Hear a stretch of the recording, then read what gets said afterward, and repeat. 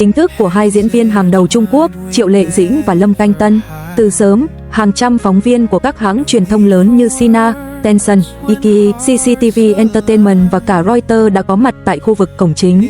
Hàng dài người hâm mộ đứng chật hai bên đường, cầm theo ảnh, băng rôn và những tấm bảng viết tay. Dĩnh Tân, duyên trời đã định, tình yêu từ Giữ Phượng Hành đến đời thơ, hạnh phúc là khi vai kề vai, ánh mắt cùng hướng về một phía. Khoảnh khắc chiếc xe hoa màu ngọc trai lăn bánh chậm rãi dừng lại trước thảm đỏ, ống kính lia theo và tiếng hò reo vang dội. Triệu Lệ Dĩnh trong bộ váy cưới trắng được thiết kế riêng bởi nhà mốt Trung Pháp, kết hợp với đường may tinh xảo và lớp ren phủ vai mỏng nhẹ bước xuống xe.